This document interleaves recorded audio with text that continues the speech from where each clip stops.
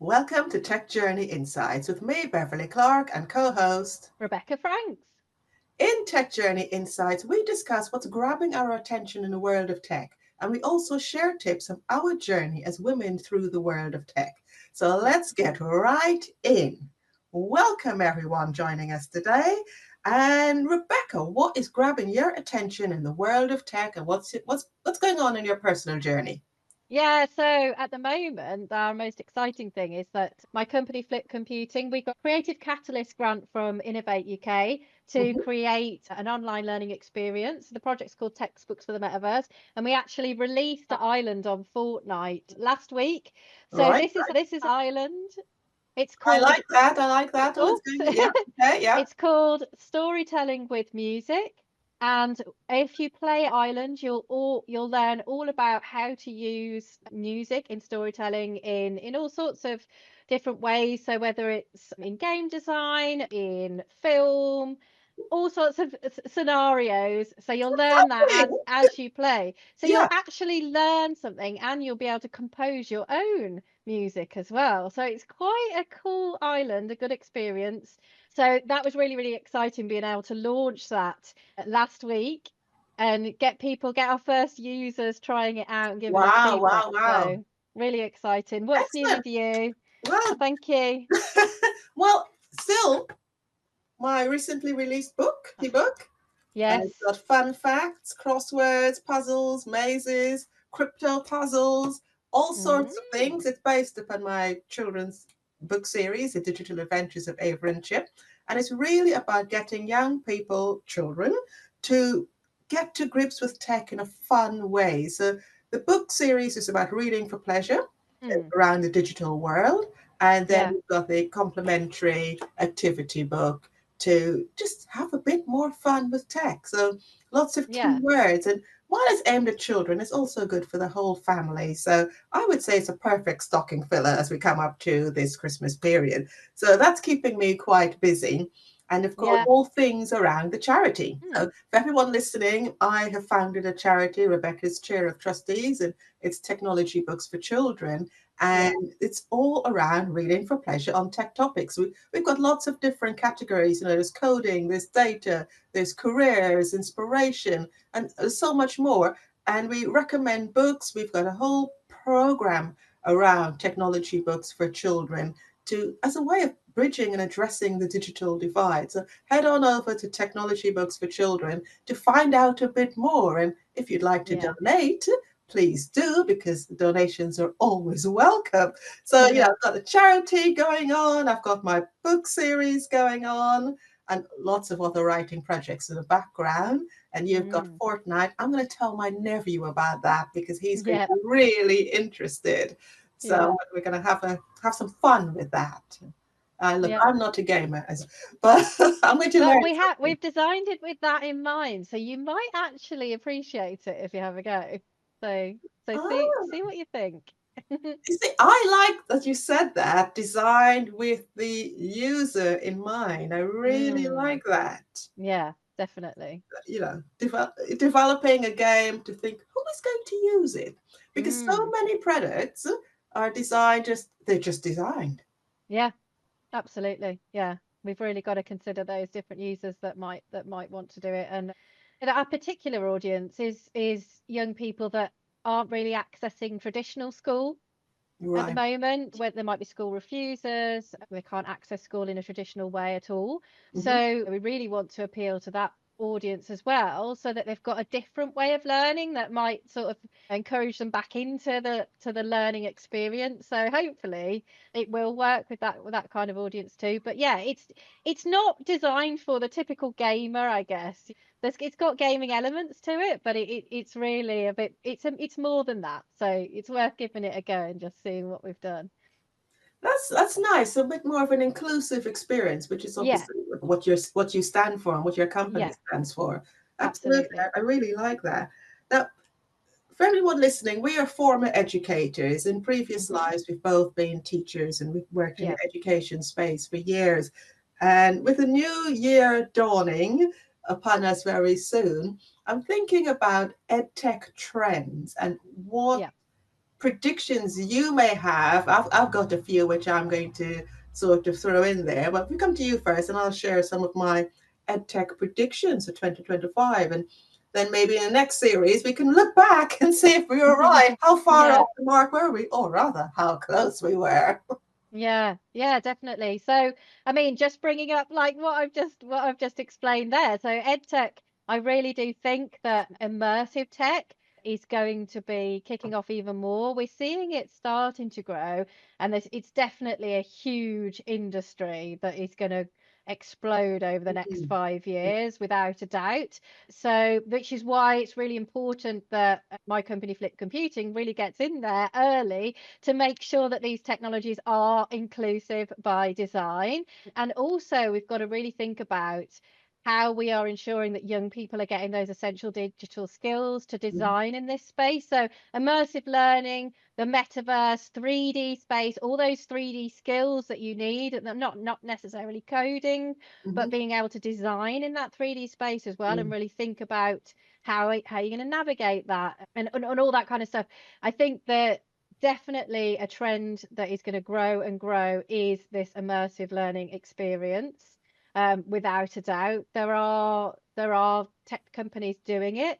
I've seen questionable things. I've seen cool things. I think probably the thing that I would say is not a way to go forward is to just replicate a classroom oh, in no, an no, no, immersive. I definitely not. don't understand why Yeah. this is happening. So you go to some immersive learning experiences, and it will be that there's a traditional classroom that if you've got a virtual headset, or you're just doing it sort of on a 360 type video or whatever, but you Mhm, you go in and you sit at a table in a classroom, and then you watch a video, like a YouTube video or something on the board, and then you'll answer a multiple choice question or something like that.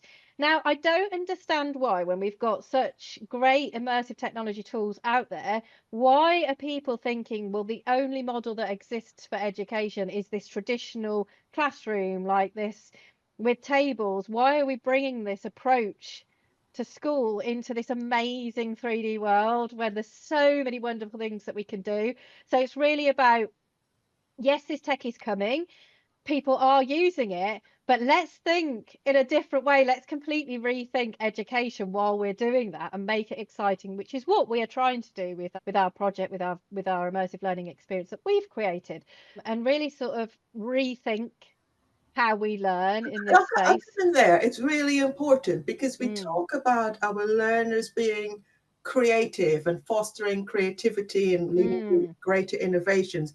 But then it may seem that some of the educators are not mm. really thinking creatively about the classroom and the classroom spaces. What could be happening here? Is it the actual physical space that people can't imagine? Do we need to show more examples of what is possible? Because not everyone is a sort of creative in that way. So I think we need Mm, to bring more examples to the fore to show this yeah. is what's possible and this is the impact of teaching in this different way. I think lots of elements of the metaverse should be utilized in a classroom. Oh, yeah, definitely. And I think that's it. When people imagine the metaverse, they are just almost trying to replicate the real world Mm, in 3D. And I just think that's kind of a lazy way of doing it. Like, there are so many more exciting ways of doing it that aren't just replicating what is now in existence, but in a 3D world. Like, we can really rethink how that works. So I do think there's more innovation needed in this space, and we are ready for this. Like, we oh, I really, like really that. are. We are ready So for this. yeah, so it feels very exciting, and we've got to talk to young people as well while we develop these things. I'm skipping ahead because this is kind of my tip for later on, so I'm going to do my tip now. Oh, Yeah, yeah, that's yeah. okay. So it's like to me, it's absolutely essential that we co-design with young people when we're making things. Like, and I think you were coming to that before as well. It's like we design with young people, not design for young people, because 100%. Yes. yeah, a lot of what we imagine, we relate a lot of things to our own experience as a child. And I grew up in the 80s and the 90s, so I sort of relate a lot of childhood learning to my own experiences, and that is a mistake. Yes, you can use some of the things, but we've got to speak to young people when we're designing for them, because the generations, it's changed. The world has changed Yeah. for them. And Yeah. this is really important. So when we're designing systems or creating solutions for anyone, we Mm. need to have a diverse group of people. Yeah, So yeah. whether that's age diversity, different Mm. where you are in a country, regional diversity, you have Yeah. ethnic diversity, gender diversity. We need that diversity. That's Mhm. really important to design systems and solutions that work for everyone. So I'd say that's a really big tip. And I'd Mm. love to hear from our listeners on systems designed Yeah. for them or systems designed not for them. What are their experiences with different systems? And coming back to the EdTech trends, I do think we're going to have more style TikTok classrooms. So where Mm. we get Yeah. content in bite-sized chunks, where we Yeah. can learn quickly, get to the point, and then we can discuss other things like the impact of what we've learned and apply also what we've learned. So Mm. I would say TikTok trends, also generative AI, that is Mm. everywhere. And how is generative AI going to be used in education? Now, I know Mm. here in the UK government, the Department for Education, has got a few white papers on the adoption of AI and Yeah. generative AI within education. But I think there's so much further to go with this Mm. topic, because every time I go online, there's a new AI tool. Which ones are Mm. we going to use in education? Which ones are suitable for education? Yeah. What training do we need to give to teachers? We can't just expect this to be used. It hasn't been Mm. tested in Yeah. this way. What is the impact upon our learners? What do we want? So I Mm. think new conversations are arising about what is education, how do we educate, and what tools do we use to educate. So that's Mm. one of my ed tech trends I think we should be looking at as we go forward. Also, there's Definitely. a lot coming out around data and data visualization. So teaching Mm. our young people a lot more about that whole area. And we, with the charity, we've started looking at books that focus on data. So look Mm. out for that next year. We're featuring a whole lot of books around Yeah. data, data visualization, using tools to then visualize that data. And that's really, really powerful. And how could that be used across lots of subject areas with Mm. our young people? And then also within our own businesses. Yeah, definitely. I mean, yeah, we love data viz at Flip Computing, and our Flock XR tool that we're creating has got some capabilities there for showing data in the 3D space. So that's quite exciting that we're developing that, and hopefully that's going to grow next year. So that's another like trend, I guess, that we can start looking at. Well, Yeah. I also think the whole idea of the virtual classroom is going to Mm. become more and more, because we've got teacher shortages around the world. We've certainly got Yeah. them here in England. And Yeah. perhaps there is a space where we can have educators who are just being beamed into classrooms, and we utilizing that expert knowledge in a different way. And we have Mhm. facilitators within the classroom who can then basically facilitate Yeah. when you have the expert knowledge coming in. So I think there's lots of different ways we can start reimagining the classroom experience, and Yeah. also work with young people and talk to them, Mm. and then reiterate, come back with an improved version of the Mm. classroom and what it's like. So hopefully we start seeing these trials and we Mm. develop better classrooms. But sticking with the whole AI subject, AI detection tools. I've been seeing a lot of writing on a Medium platform, which I coincidentally have started writing and putting some of my content on Medium.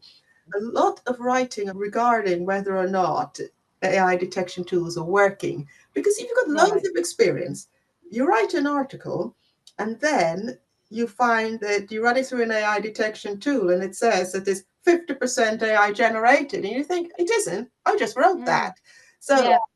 how have these AI detection tools been trained? So I'm really, really Mm. curious. I've got one open on my desktop all the time because Mm.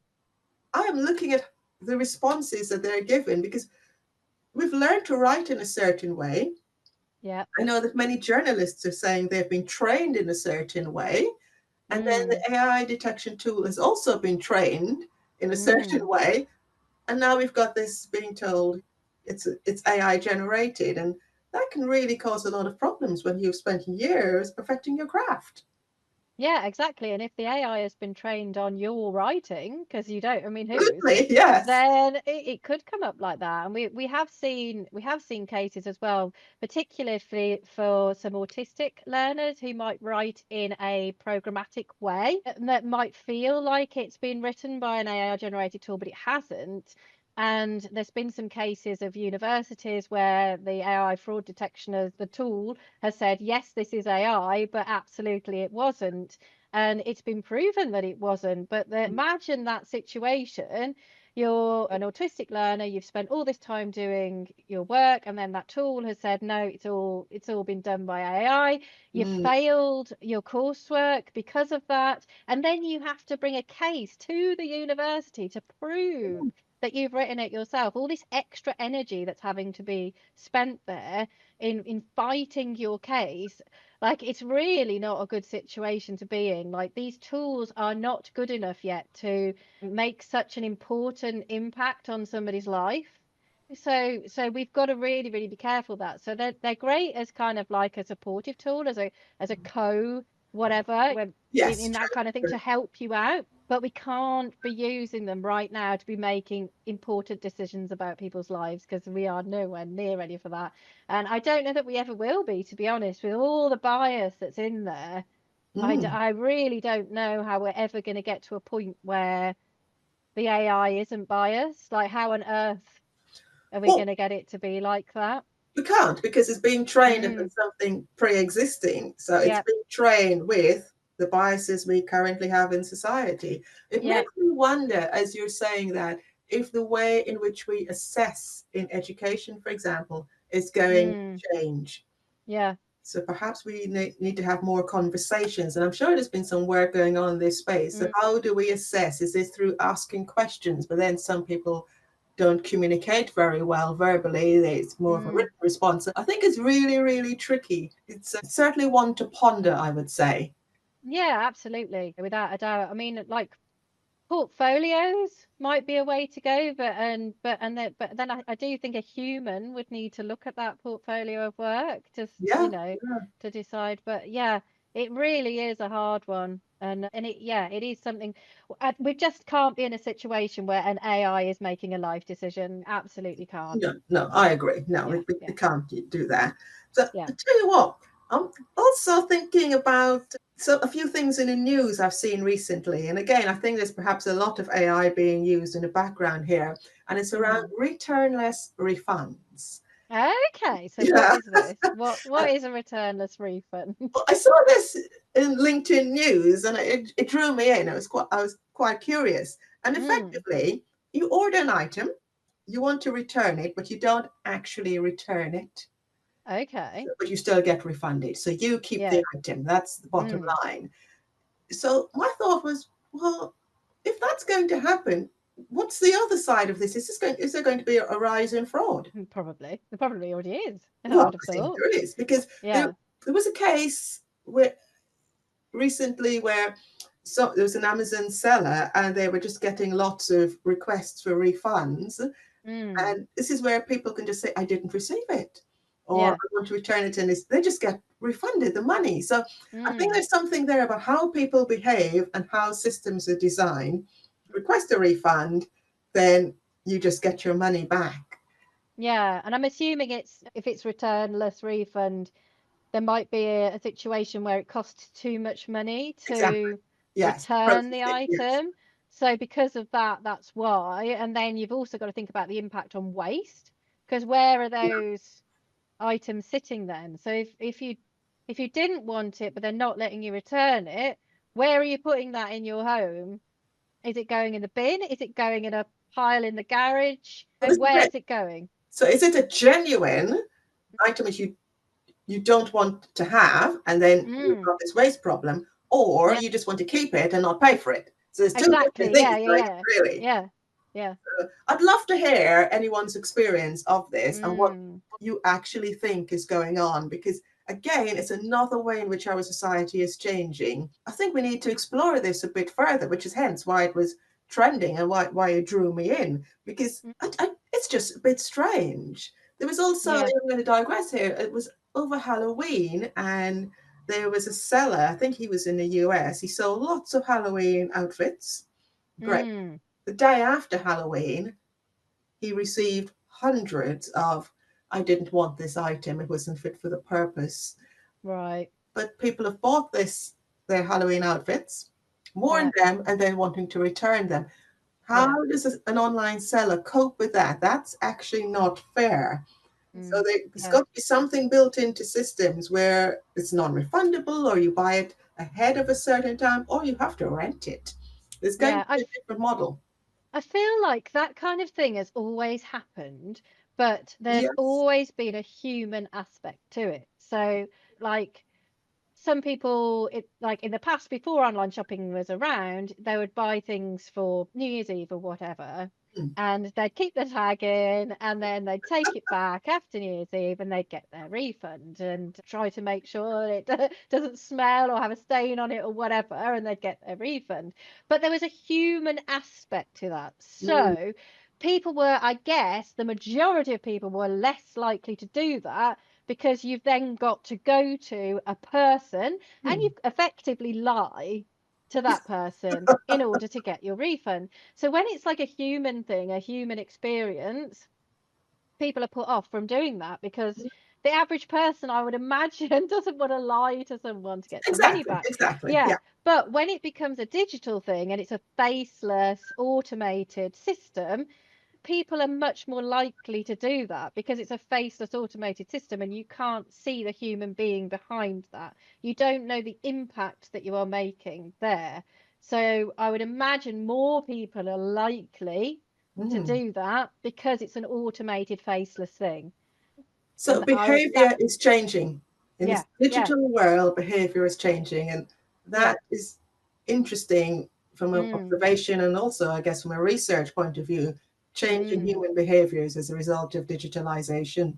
Yeah, Really, yeah, really interesting. Okay, yeah. we're now at the sort of midway point of the podcast where we share tips because at the beginning I mentioned it's our journeys, our observations, and tips from our lives and what we're experiencing, and we hope that they will help you too, our listeners. So Yeah, I know you already started with a tip, and we'll add a bit more to it. And I've yeah. got a couple more tips to look at for 2025 because one of the things I do is some coaching, and I've got a coaching book with tips coming out. And I thought I'd Oh, pull a exciting. couple out. And so it's about being self aware. And what I Mm, mean about this is professionally, if you were to scroll your, say, your LinkedIn feed or Twitter or Blue Sky and have a look at it, what story are you communicating to mm. someone that doesn't know you? And Yeah, what do you want that to look like? yeah. So that self awareness, professionally and also I'd say personally, is Mm-hmm. really, really important. So self awareness is my number one tip. It also transfers into, say, an in person meeting. If you've met Mm, someone for the first time, what's that first impression? What are they going yeah. to leave that meeting with? How are they going to think about you? Mm, Let's say that's really important. And then if you come back to, so this is tip two, sharing what you stand for. So again, yeah. come back to, say, if you were scrolling my LinkedIn feed, would you get an essence of me and what I stand for? And you should, Mm, share what you stand for and own it. So yeah, I yeah. think that's really, really important as we navigate our life, our career journeys. It's Mm, who are you? yeah. That's, yeah, I think really important. So what tips have you got for us this week? Yeah, well, because I already started saying really about the whole co-design thing and involving whatever you're designing. I mean, my main work, I guess, is learning designer. I Mhm. design a lot of learning experiences for all sorts of different situations and different age groups, and it's really important that you co-design with those users. You don't put your too much of your own sort of, I guess, Mm. bias onto a resource or whatever. You really get to know what your users want and what they're Mm, going to enjoy and what they're going to get involved with, what's going to make them motivated to complete whatever activity or whatever it is that you've made. So yeah, so we actually went to a school in Salford earlier this week and piloted our storytelling with music island nice, nice. with them, and we asked them lots of co-design type questions, so thinking about the characters, the experience, the types of help you get in Mm. the game. What do you want? That do you want tips, do you want help as you're going? And we got all sorts of real insights into that, what they would expect and how we can change it and update it. So now we've got lots of work to do to implement their Always lots feedback. of work to Yeah, do. yeah, yeah. But we are so glad that we did that and that their insights were just so valuable, because we pitched quite a lot of it right, but then there's some things that they've really helped us with in how to make it better for that Mm. audience. So it's really, really important that you do that when you're designing anything, really, is really think about your users and get to know them. Design things with, not for them, is a really, really useful tip, I think. I think that's brilliant. I think that Mm. will lead to better solutions for real people. Yeah, Yeah, absolutely. Yeah. yeah, Yeah. 100%. Now, when we were talking earlier about the returnless refunds, it really made me think about e-waste because we're in a tech space. I Mm. think about e-waste. We're also in that time of year, we're coming up to Christmas and there's going to be lots of gadgets. Mm. And what happens to the disused gadgets? Do they then sit in a drawer and Yeah. just live there, or do they end up at the local waste recycling? How do we Mm. manage our electronic waste? Yeah. And we're just coming off the back of COP, the Conference of the Parties 29, which was in Baku. Mm. There was a real emphasis on education as part of the climate issue, and Yeah. e-waste is a contributor to the climate issue. I just wonder what you thought about e-waste. Are you aware of your local e-waste recycling facilities? Where do we sit with the whole e-waste thing? Yeah, I mean, I know where my e-waste recycling facilities are. I don't think I've used them recently because I haven't really like cleaned anything out or anything like that. I mean, to be fair, because I'm a bit of a geeky person, like I tend to keep the older stuff for sort of, It's good, to isn't it? to Keeping look the older back. stuff. Yes. Yeah, yeah. So I've got my very first Game Boy, the original. I've still got that. I would not dream of like putting that into recycling Retro, because it vintage. is mine. And Yeah. then I've got my first SNES as well, my Super Nintendo. You can tell I love Nintendo. But yeah, so like all those and my old phones, I've still got those. Although like iPhone wise, I've stuck with the quite old one now. I think this is about 4 years old. I don't know which one it is, but like old iPhones I've passed down to my kids so that they can get used to having a phone and all that kind of stuff. So I haven't bought new ones because what's the point? You know what? I trade mine in to get money off the next one. Yeah, So I yeah, that makes sense. recycle properly at that Mm, point. But yeah, there is a lot of e-waste, and I think it's mm, really important to have that conversation yeah, within schools. And I yeah, also definitely. noticed that there's going to be a Human Development Day. Now, I actually hope this has Mm, impact. And we're talking about education as a tool in communities. I mean, in the tech activity book, there's a little mm, e-waste activity to consider what is e-waste. Basically, we're all generating e-waste, and where does it go? So yeah. it's part of the conversation that I think we need to continually have. But I just thought I'd Mm, bring that up because it was last year we actually did a conference together, and I do a lightning talk around mm, climate change and how that can be fully integrated into the computer science and the computing classroom to help yeah. our young people to consider the impact of e-waste. So if you want to book me for that, head to my website. It's a very Find good it. talk. Yeah. Oh, thank you. Yeah, it was. So yeah, I just thought I'd mention that. And also, it was last night I received an email. I won't say which company it is. It's a very big tech company telling Mm, me that some of my software was going to be obsolete, and I thought, oh right, so that means I have to upgrade. So that's another aspect in this whole tech world. And then you've mm, also got, I was playing with my phone and it seemed like it was slowing down. I thought, oh, does that mean I've now got to buy yet another new Mm, device? And I just thought, hang on, why can't I just use a tool that's working and yeah. just keep using it? There is this constant, you've got to buy something new, or you've got to Mm, upgrade, and it is actually quite annoying and frustrating. yeah. Yeah.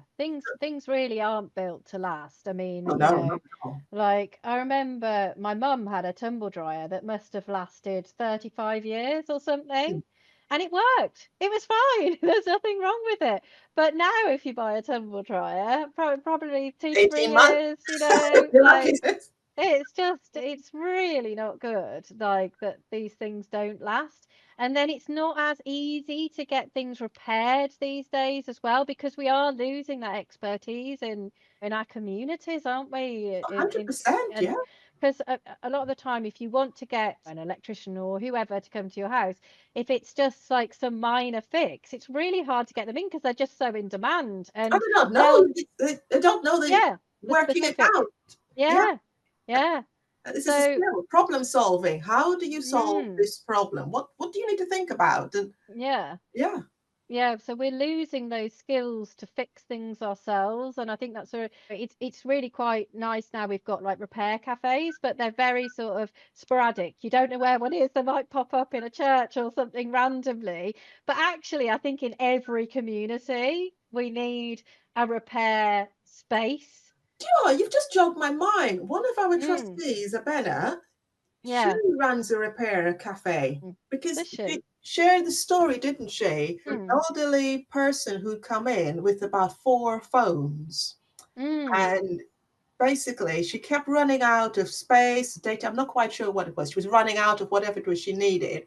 And mm. every time she went to the shop, they sold her a new phone as the solution, Ugh. Yeah. as opposed to saying, well, okay, you can buy a bit more space or you can delete. But just Mm. so she had 4 phones, and the poor woman just said, please help me. I don't know what to do with these 4 devices. Now, that's basically someone has been taken advantage of. But we Mm. really need those repair cafes in the community, and education, really important. But yeah, Yeah. there's, I almost think though it should be something that the council, like the local council has, like they have a space and that's where because I mean, you've got to think like before it becomes e-waste, is there something we can do to yeah, to bring it back to life so it can go back into the home and carried on for a few more years? Like, why are we just assuming, right, it's broken, straight to e-waste?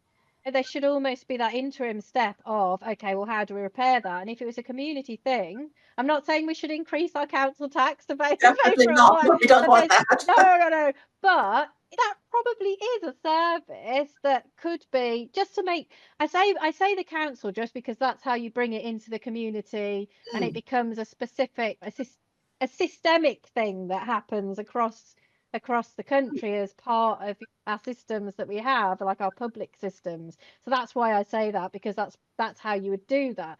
I mean, there's lots of amazing repair cafes out there, but they're very grassroots led, and I know what you mean. the Yeah, energy that goes into doing that, I mean, it's incredible the people that do it, but the amount of energy that you have to put into that, and it tends to be a charity thing, and then you've got to raise funds for that and all that kind of stuff. yeah, But if it was part of our system that of running our country, this repair before you replace kind of situation, that's the why tagline not? there, isn't it? Repair Yeah, before you replace. yeah, let's do it. So trademark, trade now. Yeah, repair before you replace. Definitely. Yeah, Lobby your local MP. I think that's what we need. absolutely. Yeah, Yeah. I'd love to hear from our listeners on repair cafes and their Mm, experiences of them. I yeah. think it's really important. Now, I'm going to move us on. And this has been, I've seen this coming up quite a bit, and it's something I've wondered about also. And it's Mm. the rise of the digital menu.